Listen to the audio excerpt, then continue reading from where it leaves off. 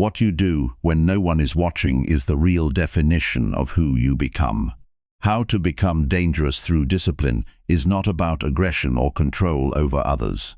It is about control over yourself in ordinary daily moments where most people lose direction. The moment you stop relying on motivation and start relying on discipline, your entire life begins to shift. Think about it. Why do you delay important work even when you know it matters? Why do you choose comfort when you already know it slows your growth? Why does your focus break so easily when distractions appear? This audiobook breaks that pattern in a direct and practical way. You will learn how to wake up with intention, how to act without waiting for perfect mood, how to finish what you start, and how to stay consistent even when no one is watching. Discipline is the point where your future starts speaking louder than your feelings. Every chapter is built to help you take control of your time, your attention, and your daily decisions. Not through motivation that fades, but through identity that stays. If you are ready to stop repeating the same cycle and start building real personal power, this is where it begins. Chapter 1. Wake up early and control your first hour. Your first hour in the morning is not just time passing. It is the moment that sets the direction for everything that follows. Most people do not notice this. They wake up and immediately allow noise, messages, random thoughts, and small distractions to take control of their attention. By the time they realize it, half the day already feels scattered. This chapter is about changing that pattern completely by learning how to take full control of your first hour and using it with intention, calm focus, and discipline.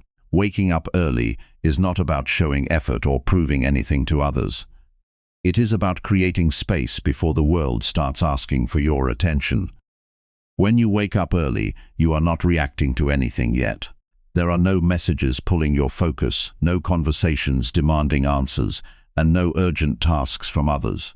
That quiet space is rare in modern life, and how you use it can shape your thinking, your energy, and your discipline for the entire day. The problem for most people is not waking up late. The real problem is how the first moments after waking are used. The mind is very sensitive in that period. It absorbs habits quickly. If the first thing you do is reach for your phone, your attention gets pulled outward immediately. If the first thing you do is stay in bed scrolling or thinking randomly, your brain enters a passive state. That passive state often continues for hours. It becomes harder to focus, harder to act, and harder to stay consistent. Changing this does not require motivation. It requires structure. The first hour must have a clear purpose. It should not be random. It should not depend on feelings. It should be planned in advance and followed the same way every day until it becomes automatic. The moment you wake up, your first responsibility is to resist delay.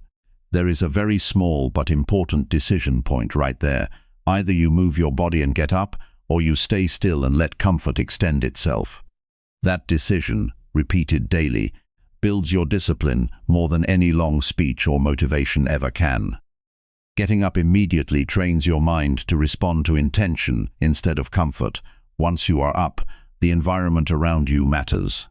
Keep it simple. A clean space helps reduce unnecessary mental noise. You do not need a perfect setup. You only need a space where your mind is not distracted by unnecessary clutter. The goal is not decoration. The goal is control over attention. During the first hour, avoid anything that pulls your focus outward too quickly. This includes social media, unnecessary notifications, and random browsing. The reason is simple. Your attention in the morning is still forming direction. If you give it to random inputs, your entire day becomes reactive. You start responding instead of leading your actions. Instead of reacting, you should begin with awareness. Sit in a quiet position for a short time and become fully awake mentally. This does not mean overthinking. It means becoming present with your thoughts and your breathing in a calm and steady way. You are not trying to escape thoughts. You are observing them without letting them take control. This builds mental control slowly over time. After that moment of awareness, move your body. Physical movement in the morning is not about intensity. It is about signaling to your system that the day has started with action. Simple stretching, light exercise, or a short walk is enough. What matters is consistency, not difficulty. Many people fail because they think they need a complex workout routine in the morning. That is not true. The goal is not performance. The goal is activation. Once your body is active, your mind becomes more stable. This is the best time to direct your attention toward meaningful work. Most people waste this part of the day on unimportant tasks. They check messages, reply to random conversations, or consume content that does not improve their life. That pattern weakens discipline over time because it trains the mind to avoid effort. Instead, use this time for one important task that requires focus. It does not need to be large, it only needs to matter. This could be studying, planning your day, working on a skill, or completing a task you have been delaying. The important part is that it requires real attention. When you complete something meaningful early in the day, your mind receives a signal that you are capable of discipline. That feeling carries into the rest of your actions. The first hour should not feel rushed. Speed is not the goal. Control is the goal. Moving too quickly in the morning often leads to scattered thinking. You are not trying to finish everything. You are trying to set direction. A calm and controlled pace builds stronger focus than a rushed and chaotic start. Many people underestimate how much their environment influences their behavior during this time. If your phone is next to your bed, the temptation to check it becomes almost automatic. If your space is noisy or messy, your mind reflects that condition. Small adjustments create large changes. Keep your phone away during the first hour. Keep your space simple. These are not extreme rules. They are practical decisions that protect your attention. There will be resistance at first. The mind does not like sudden structure. It prefers comfort and familiar patterns. When you try to change your morning habits, you may feel discomfort, boredom, or irritation. That is normal. It does not mean something is wrong.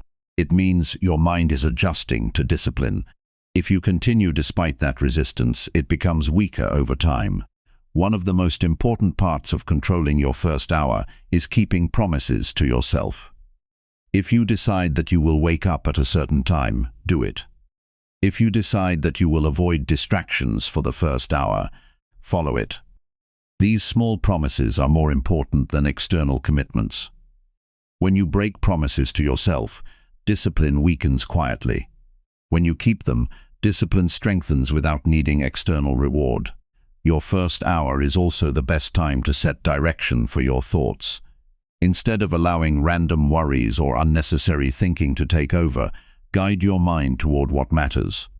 You can think about your goals, your responsibilities, or the work you need to complete.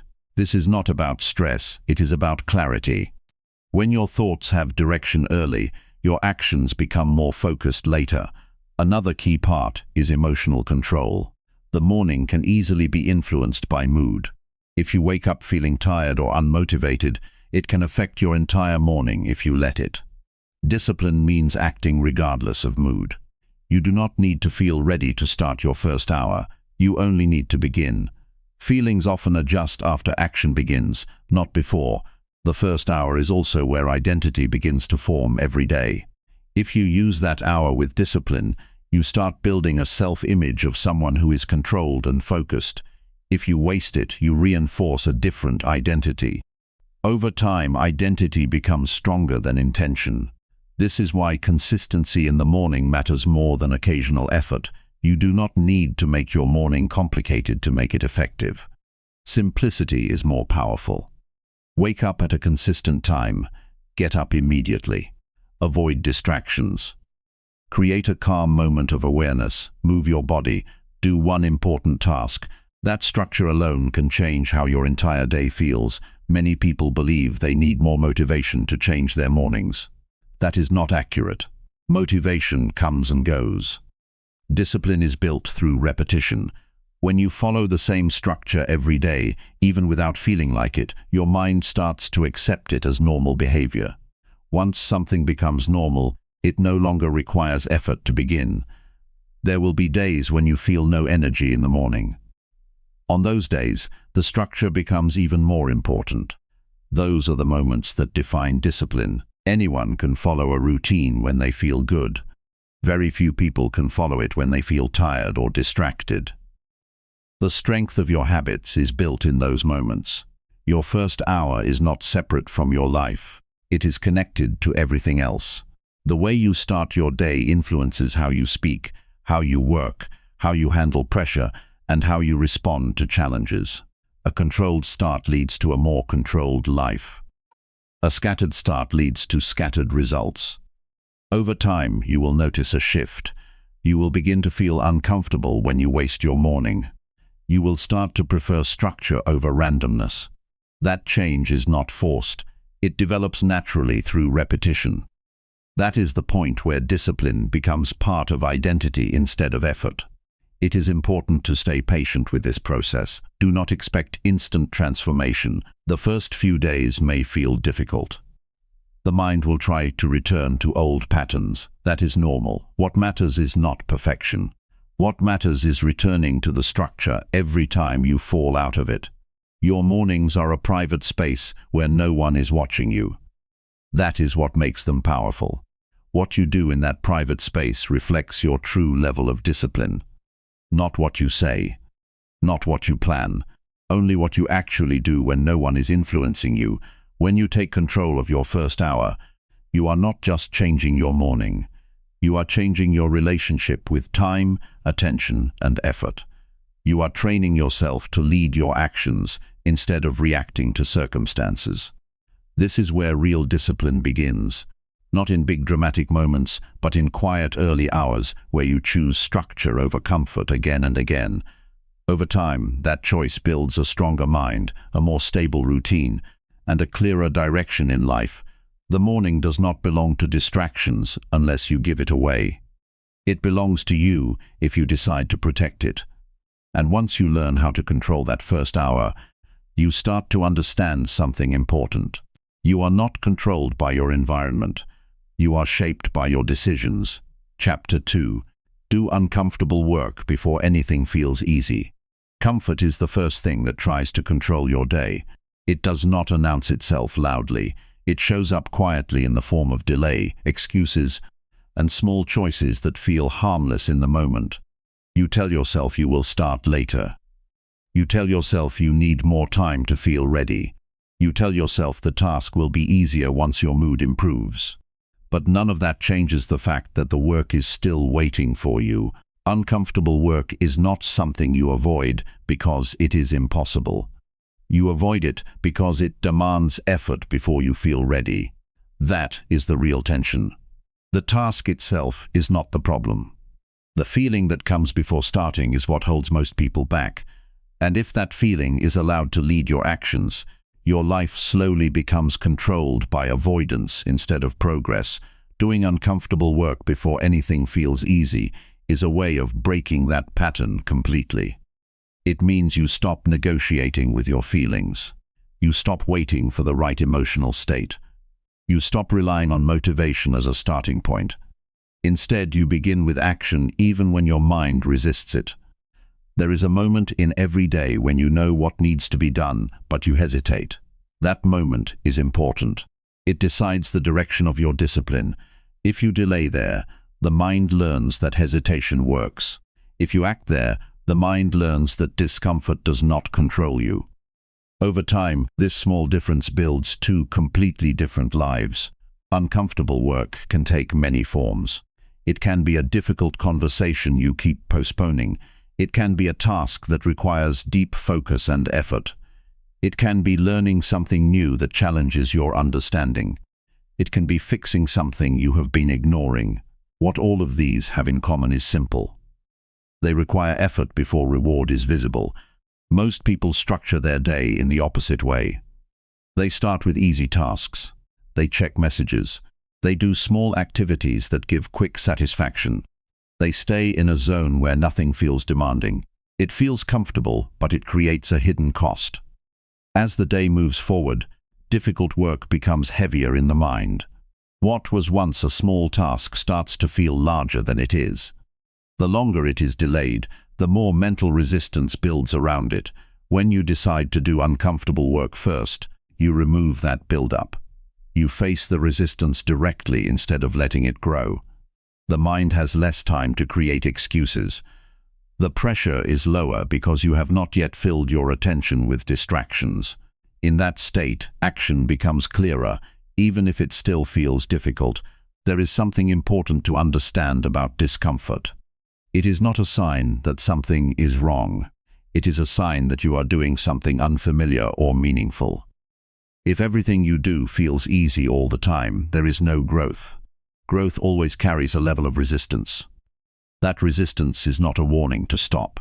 It is a signal that effort is required. The mind will always try to protect you from discomfort. It does this automatically. It suggests easier alternatives. It tries to shift your attention elsewhere. It tells you that now is not the right time. This is normal, but it should not be followed blindly. Discipline is built when you act, despite that internal resistance. A practical way to approach uncomfortable work is to begin without waiting for full readiness. You do not need to feel confident before starting. You do not need to feel strong before taking action. You only need to begin the first small step. Once you start, the resistance usually decreases. The task always remains the same, but your mind adjusts to movement instead of delay. Avoid making the mistake of building emotional conditions before starting work. If you wait to feel ready, you are training your mind to depend on feelings. Feelings are unstable. They change throughout the day without warning.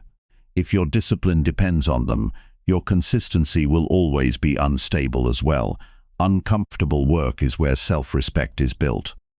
Every time you choose to face something difficult, instead of avoiding it, you strengthen your trust in yourself. That trust is not emotional, it is practical. It comes from evidence. You prove to yourself that you can act even when it is not easy. That proof accumulates over time and becomes inner strength. There will be resistance, especially in the beginning. The mind will feel heavier when you try to start difficult tasks. You may feel slower, distracted, or uncertain. That is not a failure. It is the natural reaction of a system adjusting to new behavior. If you continue anyway, the resistance weakens gradually. What once felt heavy becomes normal. One of the strongest habits you can build is handling the hardest task early in your day. Not because it is enjoyable, but because it removes mental weight. When the hardest task is completed first, everything else feels lighter. Your attention becomes freer. You move through the rest of your responsibilities with less internal pressure. This approach also changes how you see yourself.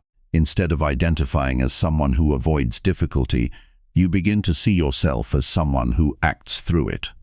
That identity shift is powerful. It affects future decisions without conscious effort. You begin to choose discipline more often because it matches how you see yourself. Avoid the trap of waiting for perfect conditions. There will never be a moment when everything feels ideal. Time will never fully align. Energy will never be perfect every day. If you wait for that state, you will stay stuck in preparation without progress. Action begins exactly where conditions are imperfect. A simple method is to identify the task you are most likely to avoid and place it at the beginning of your work.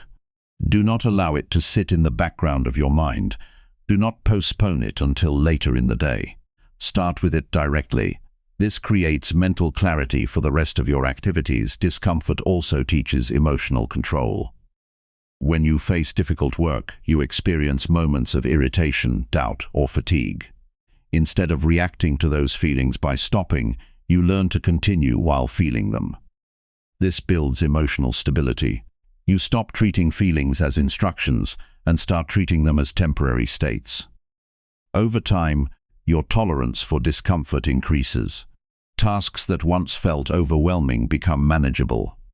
This is not because the tasks changed, but because your response to them changed. Your mind becomes less sensitive to resistance. That shift is one of the clearest signs of real discipline. The difference between people who grow and people who stay stuck is not intelligence or opportunity. It is willingness to act when things feel uncomfortable. Those who move forward do not wait for ease. They move first, and ease follows later. Those who wait for ease often remain in the same place because ease never arrives at the start. There is also a quiet confidence that develops from doing difficult work early. It is not loud or emotional.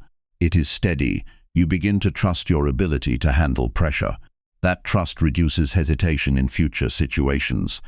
You stop overthinking simple decisions because you have already proven that you can handle difficulty directly. The goal is not to eliminate discomfort from your life. That is not realistic. The goal is to stop letting discomfort control your actions. Once that shift happens, your relationship with work, effort, and responsibility changes completely. You begin to understand something important. Comfort is not where strength is built. Strength is built in moments where you act before comfort appears.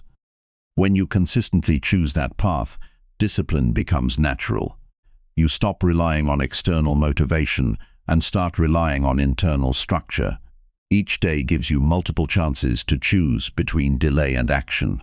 The direction of your life is shaped by how you respond in those small moments. If you choose discomfort first, you create momentum that carries through the rest of the day. If you avoid it, the weight of avoidance follows you. Doing uncomfortable work before anything feels easy is not a technique. It is a way of living with honesty toward yourself. It removes illusions of readiness and replaces them with action. And through that action, you slowly build a version of yourself that is stronger, more stable, and more reliable in every situation you face. Chapter 3. Stay consistent when nobody is watching you. Consistency, when no one is watching, is where real discipline either exists or collapses. It is easy to act when there is attention, pressure, or recognition. It is easy to perform when someone is expecting results. But the real test of character happens in private moments, when there is no audience, no reward, and no immediate consequence for failure. What you do in those moments defines the direction of your life, far more than anything you show publicly. Most people build habits that depend on visibility. They work harder when someone is observing them. They become active when there is accountability from others. But when they are alone, their standards slowly drop. Small shortcuts begin to appear. Effort becomes lighter.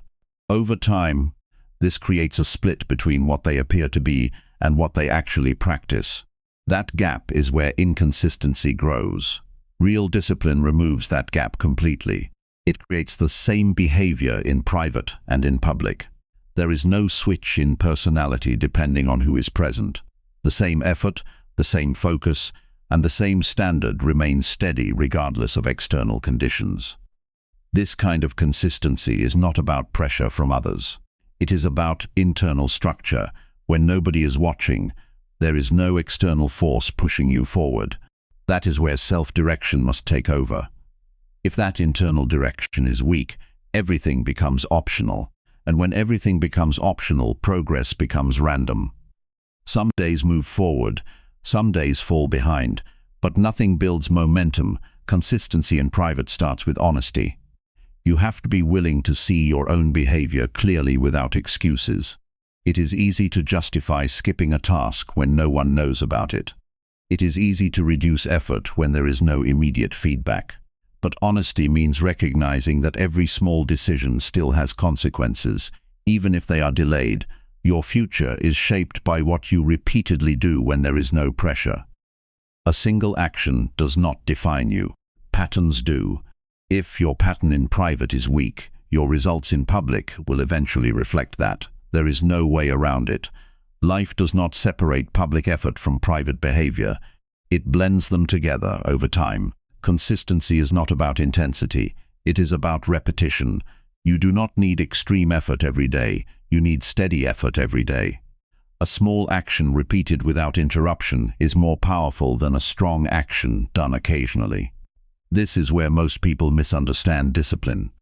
They try to do too much in short bursts and then collapse into inactivity. Real growth comes from controlled repetition. When nobody is watching, excuses become louder. The mind starts offering alternatives. It suggests that skipping today will not matter. It tells you that rest is more important than effort. It tries to reduce the importance of small actions. If you accept those thoughts often, they become habits. And those habits slowly lower your standards. The key is not to argue with those thoughts. The key is to act despite them. You do not need to eliminate excuses completely. You only need to stop obeying them. Each time you ignore an excuse and complete your task, you strengthen internal control. Each time you follow an excuse, you weaken it. Private consistency builds identity in silence. You begin to see yourself as someone who does not depend on external motivation. You become someone who follows through regardless of conditions. That identity does not come from speeches or intentions. It comes from repeated behavior when no one is there to verify it. There is a strong connection between private discipline and public confidence. People often think confidence comes from success alone, but that is not the full picture. Confidence comes from knowing you can trust your own actions. If you know that you follow through even when it is difficult and no one is watching, you carry a steady confidence into every situation. It is not loud, it is stable. One of the most effective ways to build consistency in private is to set small daily standards that do not depend on mood. These standards should be simple enough to complete, but important enough to matter. When you complete them every day, they create a structure that holds your behavior together. Missing them repeatedly weakens that structure. The real challenge is not starting habits. The challenge is continuing them when there is no reward or recognition. In the beginning, everything feels intentional. You are aware of your actions and motivated to improve. But after some time, motivation fades. That is where discipline must take over. If discipline is not present, habits collapse. Private consistency also requires control over attention. When nobody is watching, it is easy to drift into distractions. It is easy to spend time on things that feel harmless but lead nowhere. The danger is not in a single moment of distraction. The danger is in repetition. When distraction becomes a habit in private, it slowly becomes your default behavior. To stay consistent, you need to treat your private time with seriousness, not pressure, but awareness. Every hour spent without direction still shapes your mindset. If that time is used carelessly, it builds carelessness. If it is used with intention, it builds structure. The mind adapts to what it repeats most often.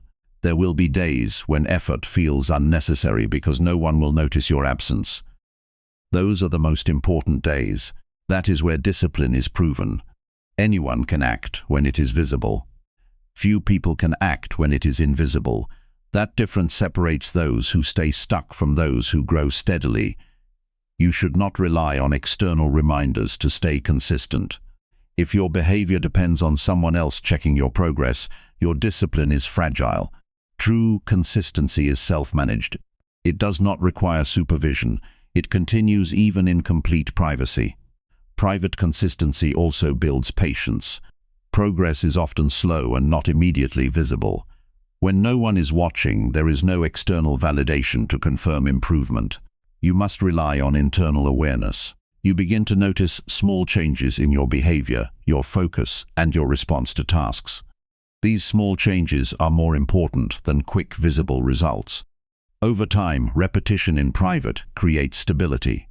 You stop debating whether to do something or not. You simply do it because it is part of your structure. That shift removes unnecessary mental struggle. Life becomes more direct, less internal negotiation, more action. One important truth is that your private actions eventually become your public results. There is no separation between the two. If your private behavior is disciplined, your public outcomes will reflect that naturally. If your private behavior is inconsistent, no amount of public effort will fully cover it. Staying consistent when nobody is watching is not about perfection. It is about returning to your standard every time you fall off it. There will be moments of weakness. There will be times when you break your own structure. What matters is not avoiding those moments completely. What matters is refusing to stay in them. The strength of your discipline is not measured by your best days. It is measured by your average days. What you do consistently, even at low energy, defines your trajectory more than occasional high effort. That is why private consistency is so important. It represents your real baseline. When you build consistency in private, you remove dependence on external pressure. You stop waiting for circumstances to force you into action. Instead, you create internal pressure that keeps you aligned with your goals. That internal structure becomes part of who you are. Eventually, something shifts. You stop thinking about whether someone is watching or not. The behavior becomes automatic. Discipline becomes part of your identity, not a temporary effort. That is when real change becomes permanent. Staying consistent when nobody is watching is not about proving anything to others. It is about building trust with yourself. That trust is built slowly, through repeated actions that no one sees but you continue anyway. And over time, that unseen effort becomes the foundation of everything visible in your life. Chapter 4. Say no to things that waste your time. Saying no to things that waste your time is not about becoming strict with others. It is about becoming honest with yourself. Most people do not realize how much of their life disappears in small decisions that feel harmless in the moment. A few minutes here, a short distraction there, a conversation that has no direction, a habit of checking things without purpose. Individually, these moments feel small. Together, they slowly take control of your entire day. Time waste does not always look like something obvious. It often appears as something comfortable. It feels easy, familiar, and harmless. That is why it is dangerous. You do not resist it because it feels wrong. You accept it because it feels normal. And anything that feels normal eventually becomes part of your routine, even if it is not helping your life move forward. Learning to say no is a skill that changes the structure of your discipline. Every time you say no to something that does not matter, you are saying yes to something that does. But this is not always easy in practice. The mind prefers quick relief. It prefers activities that require no effort. It prefers distraction because distraction does not demand responsibility in the moment. The problem is not that people do not know what is wasting their time. Most already know. The real problem is that struggle to act on that awareness. They hesitate. They justify. They delay the decision, and in that delay, time is already being spent in the wrong direction. Saying no starts with attention. You need to notice what is actually draining your focus. It can be conversations that repeat the same topics without purpose. It can be content that you consume without learning anything. It can be habits that fill space but leave no value behind. Once you see it clearly, it becomes harder to ignore. But awareness alone is not enough. Action is where change happens. You have to physically interrupt the pattern. That means closing the app, leaving the situation, ending the conversation, redirecting your focus. If you only recognize the waste but continue participating in it, nothing changes. Awareness without action becomes passive understanding, not discipline. The first resistance you will face is internal. The mind will try to convince you that stopping is unnecessary. It will say that a few more minutes will not matter. It will suggest that you can still be productive later. It will create the illusion that you have more time than you actually do. If you accept these thoughts repeatedly, they become habits that weaken your control over time. Every time you say yes to something unimportant, you are giving away a part of your attention. Attention is not unlimited. Once it is spent, it does not fully return in the same state. Even small distractions leave a trace in your thinking. They reduce clarity. They break focus. They make it harder to return to meaningful work. A disciplined person protects attention the same way they protect money. They do not spend it on things that bring no return. This does not mean avoiding all relaxation or enjoyment. It means being aware of what actually adds value and what only consumes time without purpose. There is a difference between rest that restores energy and distraction that drains it. Saying no also requires emotional control. Sometimes you will feel pressure to participate in things just to avoid discomfort or to maintain social comfort. You may feel like saying yes is easier than refusing. but easy decisions in the moment often lead to harder consequences later. Discipline means choosing what is right over what feels comfortable in the moment. You do not need to explain every no in detail. Over-explaining often weakens your decision. A simple and clear refusal is enough. What matters is not how others react, but whether your time is being protected. The more you practice this, the more natural it becomes. At first it may feel uncomfortable, but with repetition it becomes a stable part of your behavior. There is also an important shift that happens when you begin to say no consistently. Your environment starts to change. You naturally move away from situations that do not align with your focus. You begin to attract different conversations, different habits, and different priorities. This is not because the world changes instantly, but because your choices change what you allow into your space. Many people underestimate how much time is lost in reactive living. Reacting to messages without purpose. Reacting to every notification. Reacting to every request. When life becomes purely reactive, there is no space left for intentional progress. Saying no creates that space again. It gives you control over where your attention goes, instead of letting everything else decide for you. It is also important to understand that saying no is not about isolation. It is about direction. You are not avoiding people or experiences. You are simply choosing what aligns with your priorities and what does not. Without this filter, your time becomes fragmented. With it, your time becomes structured. One of the strongest habits you can develop is pausing before agreeing to anything. That small pause creates clarity. Instead of responding automatically, you give yourself a moment to evaluate whether the request or activity actually matters. This prevents many unnecessary commitments that slowly drain your energy. Discipline grows stronger every time you protect your time. Each refusal strengthens your ability to stay focused. Each unnecessary yes weakens it slightly. Over time, these small decisions build the overall direction of your life. Most people focus on big goals, but ignore these small daily choices that shape those goals. There will be moments when you feel guilty for saying no. That is normal in the beginning. You are breaking a habit of automatic agreement. But guilt should not control your decisions. If something does not align with your priorities, refusing it is not wrong. It is necessary. You also need to recognize that time waste is not always external. Sometimes it comes from internal habits. Overthinking without action, repeating the same thoughts, planning without execution. These also need to be addressed.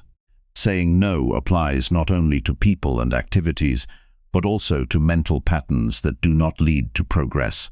The more you practice this discipline, the clearer your thinking becomes. You stop feeling overloaded with unnecessary tasks. You begin to see your day more clearly.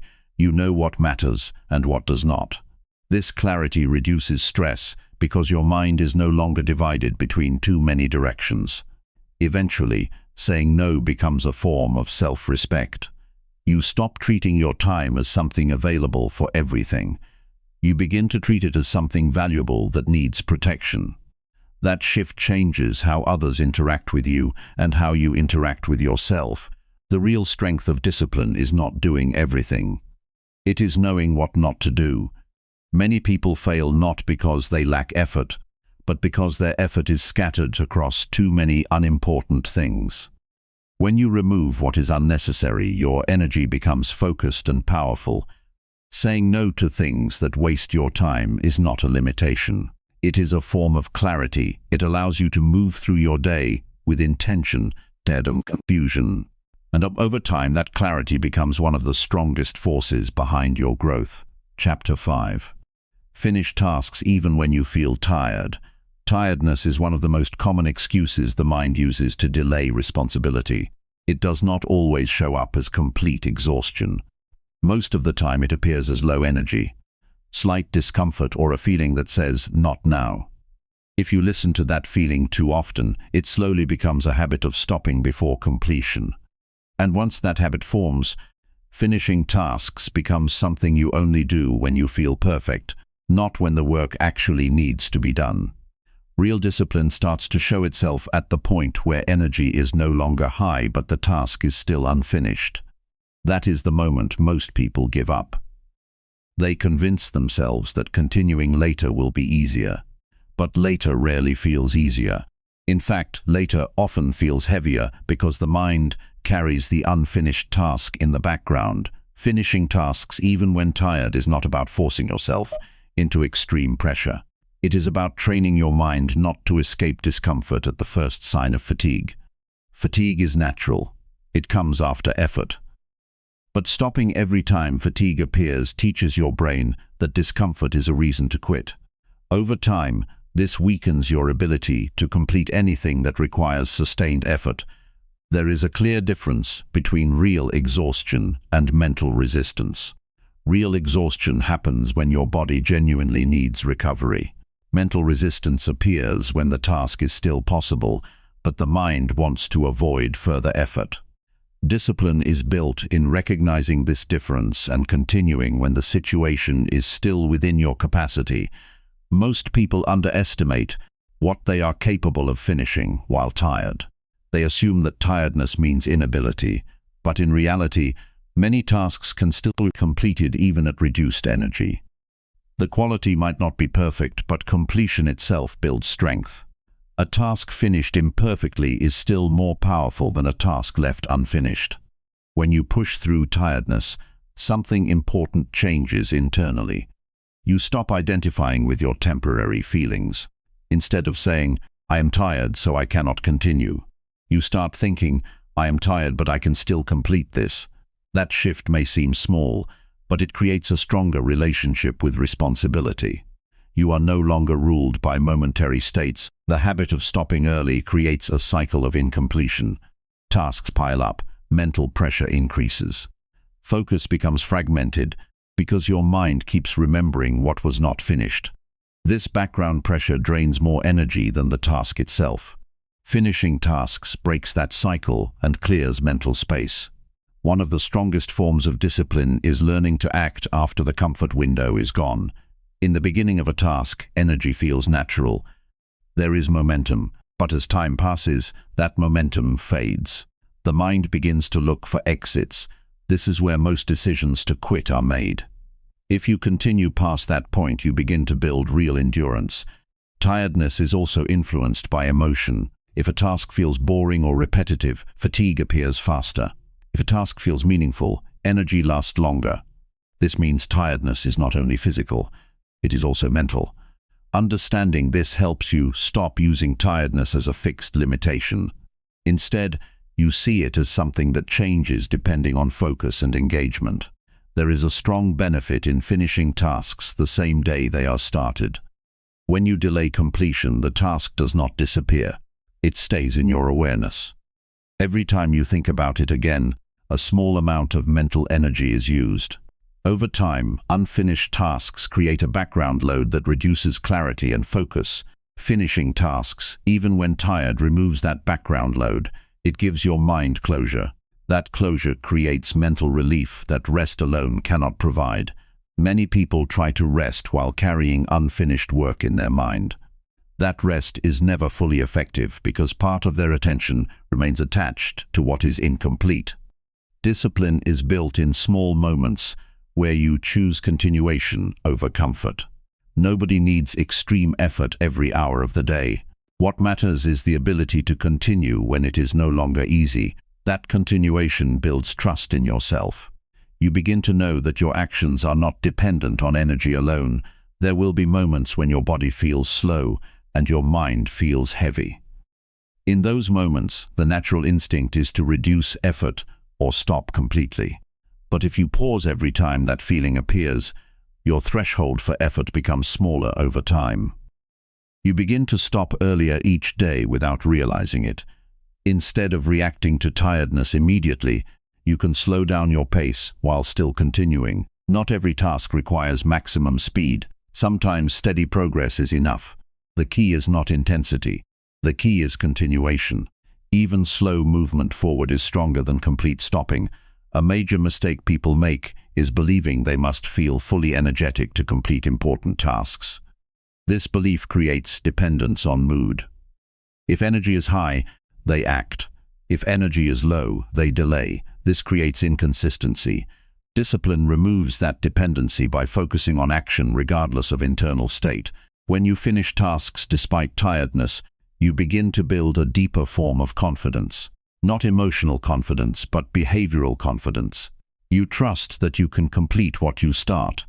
That trust becomes stronger than fatigue. It reduces hesitation in future tasks because your mind already has evidence of completion under pressure. There is also a psychological shift that happens when you repeatedly finish tasks at low energy. Your mind stops treating tiredness as a stop signal. Instead, it becomes a condition that you work through. This change reduces resistance over time. Tasks that once felt difficult to complete become normal. It is important to be honest about limits, but not to use limits as excuses too quickly. Real discipline respects the body but does not surrender to temporary discomfort. If every small feeling of tiredness leads to stopping, progress becomes fragile. But if you continue within reasonable capacity, progress becomes stable. The goal is not to push yourself into exhaustion. The goal is to stop quitting too early. There is a difference between completing meaningful work and overloading yourself. Discipline is about control, not chaos. It is about knowing when to continue and when to recover, but not using tiredness as an automatic reason to stop. Each time you finish something while tired, you expand your internal limit slightly.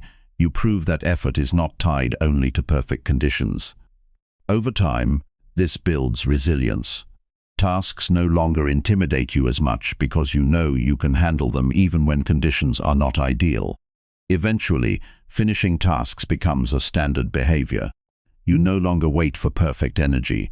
You no longer depend on motivation. You simply continue until completion. That shift changes the structure of your entire life. Work becomes more consistent. Progress becomes more predictable. Mental pressure reduces because nothing is left hanging. Finishing tasks, even when tired, is not about pushing yourself beyond reason. It is about removing the habit of stopping too early. It is about building a steady identity of someone who completes what they start. And once that identity becomes stable, discipline stops feeling like effort and starts becoming the natural way you operate every day. Chapter 6. Keep promises you make to yourself daily. The promises you make to yourself are the foundation of your discipline.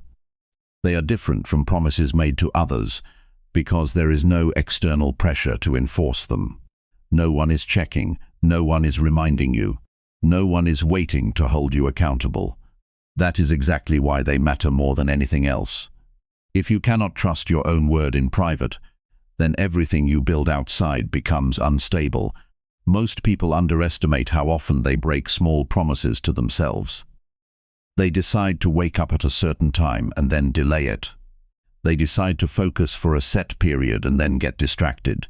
They decide to finish a task and then leave it halfway. Each small break may seem harmless in isolation, but together they form a pattern of self-disconnection. Over time, the mind stops taking personal commitments seriously. When you consistently fail to keep your own promises, something subtle happens. You begin to lower your expectations of yourself. You stop trusting your own decisions fully. Even when you plan something important, part of your mind doubts whether you will actually follow through. That doubt weakens action before it even begins. Keeping promises to yourself daily is about rebuilding that internal trust. It is not about perfection. It is about consistency in action. Every time you follow through on something you said you would do, you strengthen the connection between intention and behavior. That connection is where discipline is formed. A promise to yourself does not need to be large to be meaningful.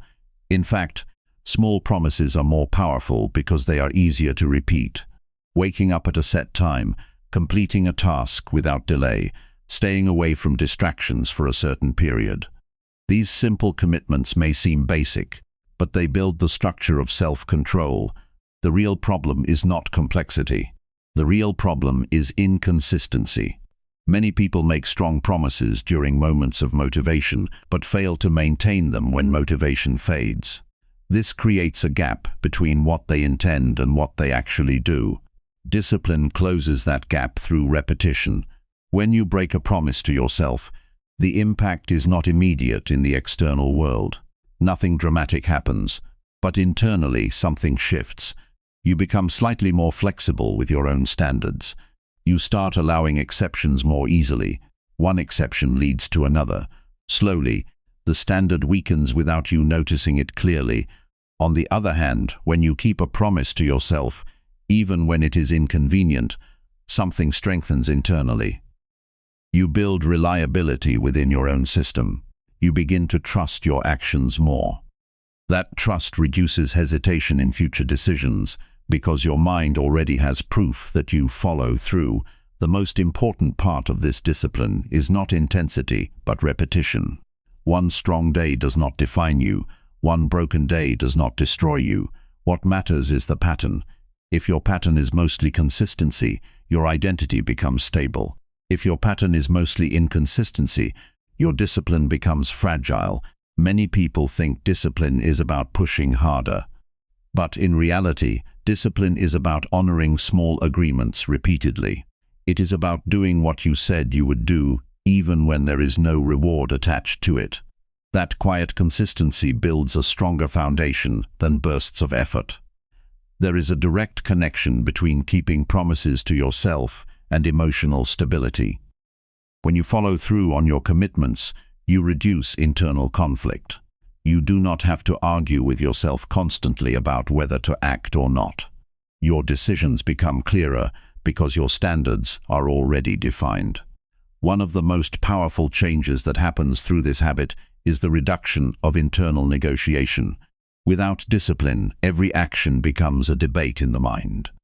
Should I do it now or later? Should I skip it or continue? Should I focus or relax? These constant negotiations drain mental energy. When you keep your promises consistently, those debates reduce. Action becomes more direct. It is important to understand that self-trust is not built through intention. It is built through evidence. Every time you keep a promise, you add evidence that you can rely on yourself. Every time you break one, you add evidence of unreliability. Over time, the stronger pattern dominates. This is why small daily promises matter more than occasional big goals. Big goals are often distant and emotional. Small promises are immediate and practical. They shape behavior in real time. They decide what you do in the next hour, not in the next year. There will be moments when keeping a promise feels unnecessary or inconvenient. This is where discipline is tested. The mind will suggest that breaking it just once will not matter. But discipline is not built in ideal conditions.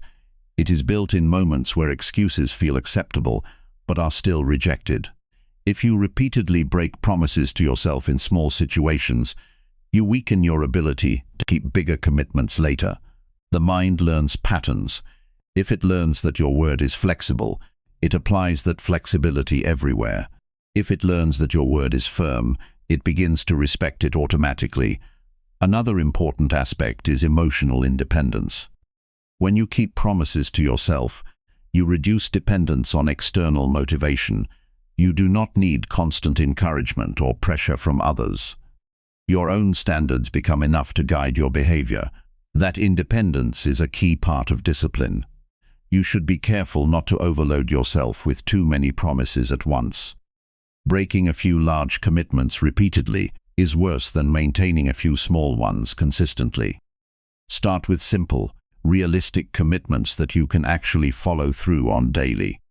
Once they become stable, you can gradually increase responsibility. Consistency builds identity quietly. You start to see yourself differently, not because of what you say, but because of what you repeatedly do. That identity shift is powerful. It changes how you approach future decisions without needing conscious effort. When you become someone who keeps promises to yourself, your actions become more aligned. There is less contradiction between what you plan and what you execute. That alignment reduces stress and increases clarity. Life feels more structured because your behavior is predictable in a positive way. Even when you fail to keep a promise, the response matters. Instead of ignoring it or justifying it, you return to it quickly. The goal is not to avoid failure completely.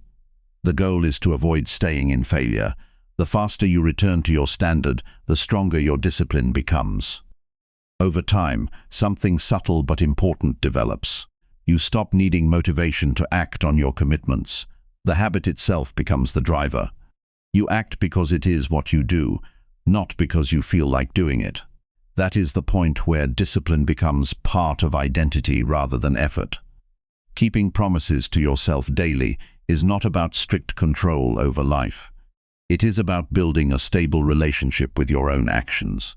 When that relationship is strong, everything else becomes easier to manage. Decisions become clearer, focus becomes stronger, progress becomes more consistent. At the core, this practice teaches one simple truth. Your word to yourself must matter, not occasionally, not when convenient, but every single day in small actions that shape who you are becoming. Chapter 7. Focus deeply without switching between distractions. Deep focus is not something that appears naturally in a distracted environment. It is built through control over attention. Most people believe they are multitasking, but in reality they are switching attention constantly between different inputs. Every switch reduces depth, every interruption breaks mental flow. Over time, this creates a habit of shallow thinking where nothing is fully completed in the mind. Switching between distractions may feel harmless in the moment, but it slowly trains the brain to avoid sustained effort. When you move from one thing to another repeatedly, your mind never settles into depth. It stays on the surface of every task. Work becomes fragmented. Thinking becomes scattered. Even simple tasks take longer because your attention is never fully present. Deep focus is the opposite of this pattern. It is the ability to stay with one task long enough for your mind to go deeper into it. Not rushing, not jumping, not reacting to every small interruption. Just staying with the task until your attention becomes stable. That stability is where real progress happens. The challenge is that distractions are designed to pull attention away constantly. Notifications, messages, and random content are all structured to interrupt focus. The mind becomes conditioned to respond quickly to every signal. Each response feels small, but together they destroy concentration. To focus deeply, you must first reduce unnecessary switching. This begins with controlling your environment. If your space constantly offers distractions, your attention will constantly move. But if your environment is simple and controlled, your mind has fewer reasons to break focus. Removing visible distractions is not extreme discipline. It is practical structure. The next step is internal control. Even without external interruptions, the mind will still try to escape focus.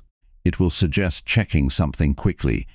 It will create random thoughts that pull attention away. It will look for easy relief from mental effort. Deep focus means noticing these impulses without acting on them immediately. You do not need to fight your thoughts aggressively. You only need to delay response. When an urge to switch appears, you return attention to the task. This repeated return strengthens control. Over time, the urge becomes weaker because it is no longer automatically followed. Most people underestimate how much progress is lost through switching. They think they are working, but their attention is divided into small fragments. 10 minutes here, 5 minutes there, a few seconds of interruption repeated many times. At the end of the day, there is activity but not depth. Deep focus requires continuity. The mind needs uninterrupted time to enter a state where thinking becomes clear and structured. That state cannot be reached if attention is constantly broken. Even short interruptions reset mental progress. It takes time to rebuild that depth again. One of the strongest habits you can build is committing to a single task for a defined period without switching. Not checking anything else. Not moving between unrelated activities. Just staying with one direction of thought or action. At first, this feels uncomfortable because the mind is not used to staying still in one place, That discomfort is not a sign of failure. It is a sign of adjustment. The mind is used to constant stimulation. When you remove that stimulation, it resists. If you continue despite that resistance, focus begins to strengthen naturally. Another important aspect of deep focus is awareness of triggers. You need to recognize what causes you to switch attention. It might be boredom, discomfort, or curiosity. Each trigger pulls attention away in a slightly different way. Once you understand your triggers, you can respond instead of react. Discipline in focus is not about never feeling distracted. It is about not following every distraction. Thoughts will still appear, urges will still come. The difference lies in whether you act on them immediately or return to your task. When you stay focused for longer periods without switching, something important changes in your thinking. You begin to notice details that were previously invisible. Your understanding deepens. Your work improves in quality because your attention is fully engaged. Depth creates clarity. Frequent switching, on the other hand, creates mental fatigue. Even though it feels like activity, it drains energy faster because the brain is constantly resetting. This is why people often feel tired after a day of shallow work. The mind has been active but not stable. Deep focus also improves decision-making. When your attention is stable, your thinking becomes more structured. You are less influenced by random impulses. You are able to see problems more clearly and respond with better judgment. Scattered attention leads to scattered decisions. A practical way to build deep focus is to start small. You do not need long hours of perfect concentration at the beginning. You need controlled periods where switching is not allowed. Even short sessions of uninterrupted focus are powerful if repeated consistently. Over time, the duration naturally increases. It is also important to reduce the habit of switching during discomfort. Many distractions are used as escape from difficult thinking. When a task becomes mentally demanding, the mind tries to find relief in something easier. If you follow that impulse, you train yourself to avoid challenge. If you stay, you train yourself to handle difficulty. Deep focus is closely connected to self-control. The ability to stay with one task is not just about attention. It is about resisting internal impulses that push you away from effort. Every time you resist that impulse, you strengthen discipline in a quiet but powerful way. There will be moments when your attention slips. That is normal. What matters is how quickly you return. The faster you return to focus, the stronger your control becomes. Losing focus is not the problem. Staying lost in distraction is the problem. Over time, something shifts in your behavior. You stop feeling comfortable switching constantly. You begin to notice how disruptive it is. You start preferring longer periods of focus because they feel more productive and less chaotic. That preference is a sign that discipline is forming. Deep focus also builds patience. You stop expecting instant progress. You become comfortable with slow, steady development of understanding. This patience is essential for meaningful growth because important work often requires time before results appear. When you stop switching between distractions, your mind becomes clearer. Thoughts become more organized. Work becomes more meaningful. You stop feeling mentally scattered at the end of the day because your attention was not constantly fragmented. The real strength of focus is not in effort, but in stability. It is the ability to stay mentally present even when the mind wants to leave. That stability creates depth in everything you do, and depth always leads to stronger results than scattered effort. Eventually, deep focus becomes a natural state rather than a forced effort. You no longer constantly fight distractions because your mind is trained to stay. Attention becomes steadier, work becomes smoother, and your ability to produce meaningful output increases without needing constant struggle. This is how discipline transforms attention. Not by eliminating distractions completely, but by reducing the habit of switching between them. And once that habit weakens, focus becomes one of the strongest tools in your life. Chapter 8. Act immediately instead of delaying important work. Delaying important work rarely happens because the task is impossible. It happens because the mind creates a gap between intention and action. In that gap, hesitation grows. The longer you stay in that space without moving, the heavier the task feels. What was simple in the beginning starts to feel larger than it really is. That is how delay builds its control. Immediate action breaks that pattern before it becomes strong. The moment you know something needs to be done, there is a small window where action is still easy. In that window, thinking is not yet fully involved, and resistance has not fully formed. If you move within that window, the task stays small. If you wait, the task grows in your mind even if nothing has changed in reality. Most people believe they need time to prepare before starting important work. They tell themselves they will begin once they feel ready. But readiness is often just another form of delay. It feels logical, but it keeps action in the future. And the future is where most intentions remain unfinished.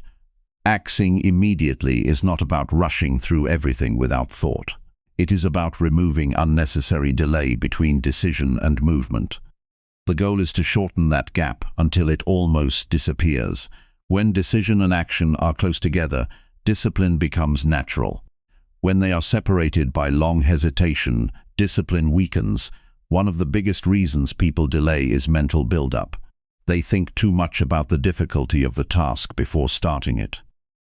They imagine every step, every challenge, every possible discomfort. This mental projection creates pressure that does not actually exist in the task itself. The task is often simpler than the thinking around it. Immediate action removes that build-up. Instead of analyzing endlessly, you begin with the first small step. That first step does not require full clarity. It only requires movement. Once movement starts, clarity increases naturally. The mind adjusts after action, not before it. Delay also creates emotional weight. The longer you avoid something, the more it stays in your awareness. It becomes a silent pressure in the background of your thoughts. Even when you are doing other things, part of your attention is still attached to what you are avoiding. This reduces mental energy without you noticing it clearly. When you act immediately, you remove that background pressure. The mind becomes lighter because there is nothing unfinished pulling attention backward. Even if the task is difficult, completing the first part reduces mental tension significantly. Another reason people delay is because they wait for perfect conditions. They want the right environment, the right energy, or the right mood. But conditions are rarely perfect. If you wait for perfect conditions, you will spend most of your time preparing instead of doing. Discipline begins when you stop depending on conditions and start depending on decision. Immediate action trains your mind to respond instead of negotiate. Without this habit, every task becomes a discussion inside your head. Should I do it now or later? Is this the right time? Do I have enough energy? These questions slow everything down. Action removes the need for constant internal debate. There is also a strong connection between delay and discomfort avoidance. Important work often requires effort, focus, or responsibility. The mind naturally tries to avoid discomfort by postponing it. But avoidance does not remove discomfort. It only delays it and often increases it. What feels small today becomes heavier tomorrow. When you act immediately, you face discomfort while it is still small. You do not allow it to grow through delay. That is why early action feels lighter compared to postponed action. The task itself has not changed. Only your mental resistance has. A key habit that supports immediate action is starting without overthinking. This does not mean acting without direction. It means not allowing excessive thinking to block movement.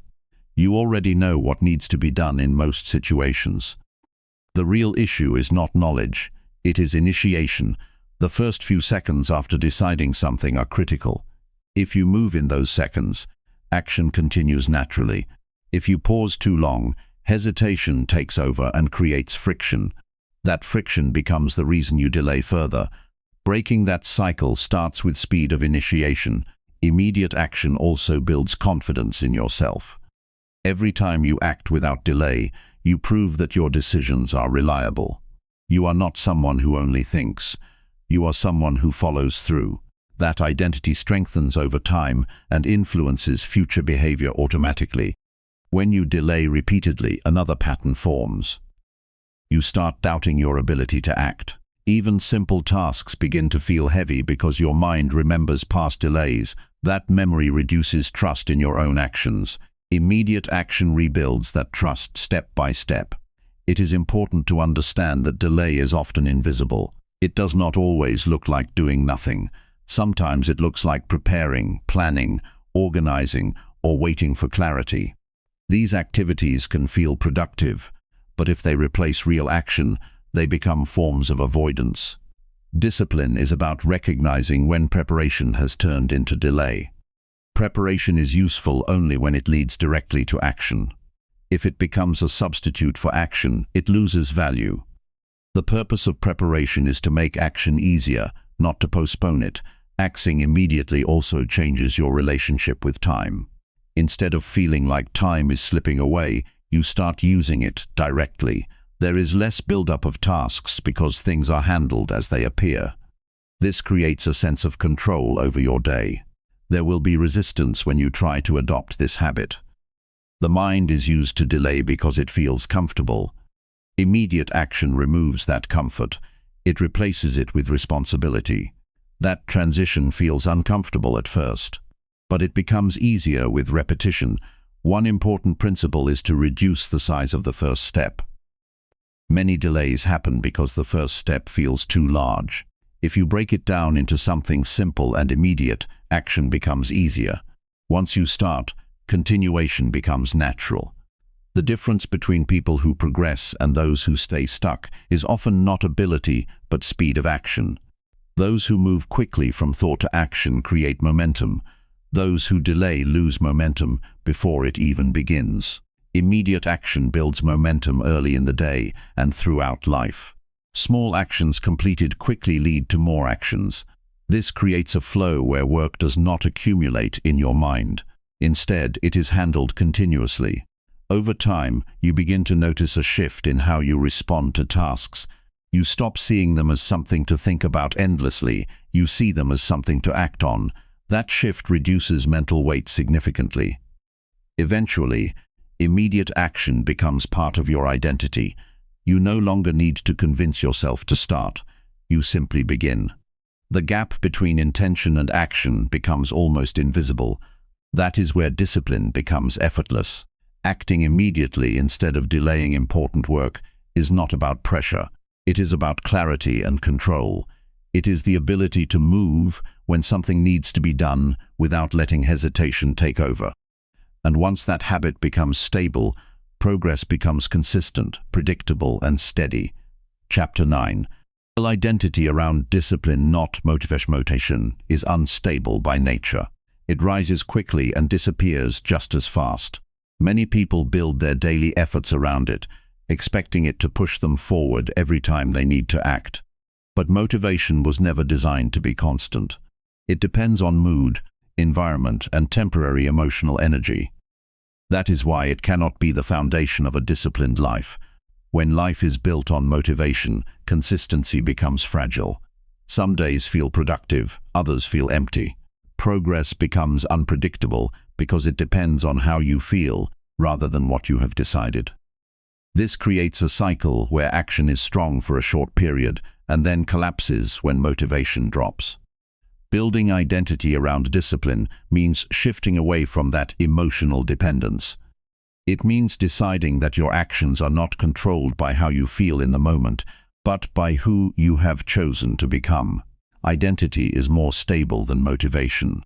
It does not change every hour. It develops slowly through repeated behavior. Most people think identity is something fixed. In reality, it is shaped through repetition. Every action you take is a small vote for the type of person you are becoming. When you repeatedly act with discipline, you are not just completing tasks. You are reinforcing a specific identity. Over time, that identity becomes stronger than temporary feelings. If you only act when motivated, you are training yourself to depend on emotion. That means discipline is always external to you. It comes and goes based on conditions. But when you act regardless of motivation, you begin to build internal stability. Your behavior no longer depends on external triggers. There is a clear difference between someone who tries to be disciplined and someone who sees themselves as disciplined. The first group still debates actions in their mind. The second group acts automatically based on identity. That shift removes unnecessary internal struggle. Decisions become simpler because identity leads behavior. When discipline becomes identity, you stop asking whether you feel like doing something. You already know what you do in situations like that. You act according to your standard, not your mood. That standard becomes a reference point that guides your actions without constant negotiation. Motivation often creates pressure to perform at a high level all the time. When that energy fades, people feel like they have failed. This emotional cycle leads to inconsistency and frustration. Identity-based discipline removes that pressure. You are not trying to perform based on energy levels. You are simply acting according to who you are. One of the most powerful shifts happens when discipline becomes normal instead of special. At first, disciplined actions feel like effort. You have to push yourself to follow through. But with repetition, those actions become part of your routine behavior. You no longer see them as exceptional. You see them as expected. This shift changes how you approach difficult situations. Instead of waiting for motivation to appear, you rely on identity. You say to yourself through action, "This is what I do, not this is what I feel like doing." That internal clarity reduces hesitation. Motivation often creates inconsistency because it depends on external stimulation. A video, a speech, or a moment of inspiration can temporarily increase energy. But once that stimulus fades, behavior returns to default patterns. Identity works differently. It is not dependent on external input. It is built through repeated self-directed action. When you build identity around discipline, even small actions become meaningful. Waking up on time, completing tasks, avoiding distractions, and staying focused are not just isolated behaviors.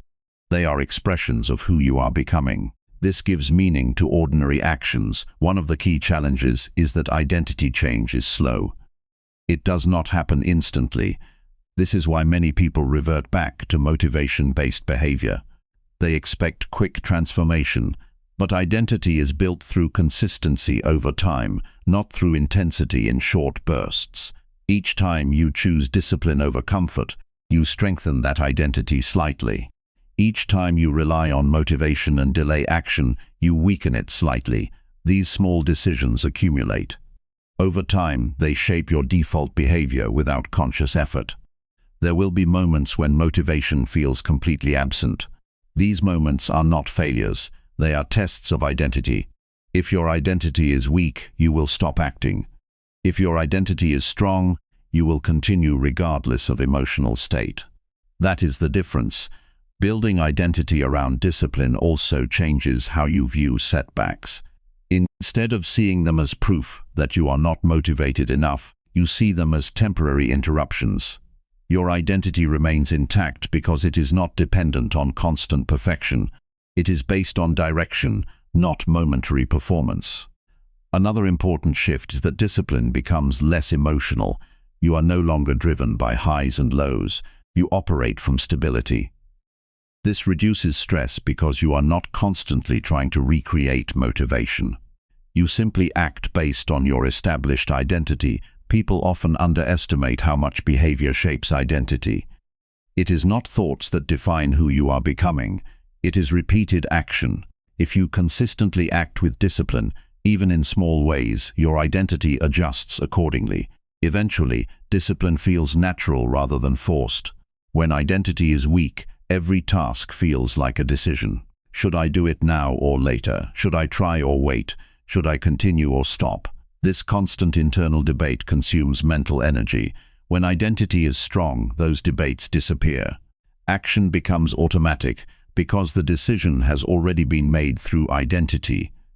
You are not trying to become disciplined in the moment. You are confirming a discipline that already exists through your behavior. That is a critical difference. One is effort-based, The other is identity-based. Motivation also tends to focus on results. It depends on what you hope to achieve or what reward you expect. Identity focuses on behavior itself. You act not because of what you will get immediately, but because it aligns with who you are. This shift reduces dependence on external outcomes. Even if results are slow, identity remains stable. You continue acting because your behavior is not controlled by short-term feedback. It is guided by internal structure. Over time, this creates consistency that does not break easily. Life becomes less reactive and more intentional. You stop adjusting your behavior based on temporary emotional changes. Instead, you maintain a steady direction regardless of conditions. The strongest part of identity-based discipline is that it simplifies decision-making. You do not need to constantly evaluate every action.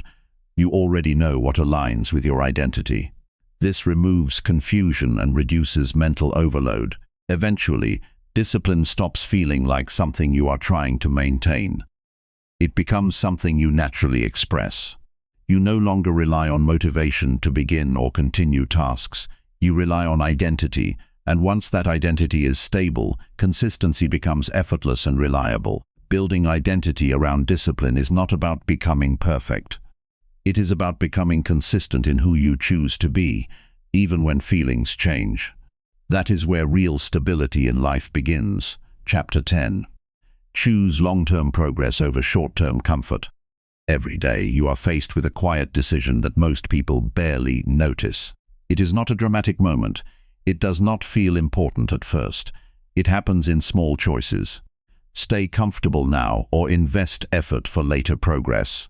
Relax for immediate relief or push forward for long-term growth. That decision repeats itself constantly in different forms throughout the day. Short-term comfort always feels easier in the moment. It gives quick relief. It reduces pressure instantly. It avoids effort, responsibility, or discomfort. The mind naturally prefers it because it does not require struggle. But what feels easy now often creates difficulty later. This is where most people slowly lose control of their direction without realizing it. Long-term progress feels different. It does not always give immediate satisfaction. It often requires patience, repetition, and effort without instant reward. That is why many people avoid it. The mind does not naturally want delayed results. It wants immediate relief. But life does not improve through immediate relief. It improves through consistent investment. Every time you choose comfort over progress, you are not just making a small decision. You are reinforcing a pattern. That pattern teaches your mind to avoid difficulty. Over time, avoidance becomes automatic. You stop choosing based on what benefits your future. Start choosing based on what feels easier in the present moment. On the other hand, every time you choose progress over comfort, even in small ways, you build strength. You train your mind to tolerate discomfort for a greater purpose. That ability becomes more powerful with repetition. It does not require extreme effort. It requires consistent direction. Long-term progress is built in moments that feel ordinary. It is not only about big life decisions. It is about daily choices that seem small but accumulate over time. Choosing to work instead of delay. Choosing to focus instead of distract. Choosing to continue instead of stopping early. These decisions shape your future more than rare moments of motivation. Short-term comfort often hides its cost. It does not show immediate consequences. It feels harmless. A short break. A small delay. A quick distraction. But repeated over time, these choices create a pattern of stagnation. The cost is not visible in a single moment. It appears gradually through lack of progress. Long-term progress requires a different way of thinking. It requires seeing beyond the present moment and understanding that effort today creates stability tomorrow. This does not mean ignoring rest or balance. It means recognizing the difference between necessary recovery and unnecessary avoidance. The mind will always try to justify comfort. It will create reasons that sound logical in the moment. It will say you can start later. It will say you are too tired. It will say one small delay does not matter. These thoughts are normal, but they are not always aligned with your long-term direction. Discipline is the ability to act beyond those justifications when they lead you away from growth. Choosing progress over comfort is not a single decision. It is a repeated practice. Each time you face a choice between ease and effort, you are shaping your identity. If you consistently choose ease, you become someone who avoids effort. If you consistently choose effort, you become someone who grows through discipline. There is a hidden truth in this process. Short-term comfort does not actually solve anything. It only postpones responsibility. The task you avoid does not disappear. The habit you ignore does not improve. The work you delay does not become easier. It simply moves forward into a heavier version of itself. When you choose long-term progress, you break that cycle of accumulation. You handle things before they grow into pressure. You reduce mental weight by addressing responsibilities early. This creates a clearer and more stable mind. One of the strongest shifts in mindset happens when you stop asking what feels good right now and start asking what builds your future. That question changes decision-making completely. It removes emotional bias from action and replaces it with direction. Short-term comfort often leads to fragmentation. You start many things but finish few. You delay important work and fill time with easier activities. This creates a sense of being busy without real progress. Long-term thinking restores structure. It encourages completion, consistency, and focus on what truly matters. Another important aspect is patience. Long-term progress requires time. It does not give immediate feedback every step of the way. This can feel slow or unrewarding at times, but the absence of instant reward does not mean lack of progress. It simply means progress is building in a quieter way. People who focus on comfort often underestimate the value of delayed effort. They expect results to appear quickly. When they do not, they lose motivation and shift back to comfort. This cycle repeats and prevents stable growth. Those who choose progress understand that time is part of the process, not an obstacle. Every small act of discipline builds momentum. Even when results are not visible immediately, internal structure is forming. You are becoming more reliable, more focused, and more capable of sustained effort. That internal change eventually reflects in external results. Short-term comfort also weakens tolerance for difficulty. The more you avoid effort, the more sensitive you become to challenge. Tasks feel harder than they actually are. Small obstacles feel larger. This creates a shrinking comfort zone over time. Choosing long-term progress expands that zone. You become more capable of handling discomfort without avoiding it. Challenges become manageable instead of overwhelming. This shift is not instant, but it becomes permanent through repetition. There is also a strong connection between long-term thinking and self-respect. When you consistently choose progress, you build trust in your own decisions. You prove to yourself that your future matters more than temporary feelings. That trust strengthens your discipline naturally. Short-term comfort often creates regret later. Not always immediately, but when you look back at time spent without direction, that regret is not about one moment. It is about repeated choices that did not align with your goals. Long-term thinking reduces that regret by aligning daily actions with future outcomes. The most important part of this discipline is awareness. You must notice when you are choosing comfort automatically. Many decisions happen without conscious thought. Bringing awareness to those moments gives you the ability to redirect them. Over time, choosing long-term progress becomes less of a struggle and more of a habit. You stop debating every decision. You start defaulting to actions that support your future. That is when discipline becomes stable. The goal is not to remove comfort completely. Comfort has a place in recovery and balance. The goal is to stop letting comfort lead your decisions. When comfort leads, progress slows. When discipline leads, life becomes structured and intentional. Every moment gives you a choice between what feels easier now and what builds something better later. The direction of your life is shaped by which option you choose more often.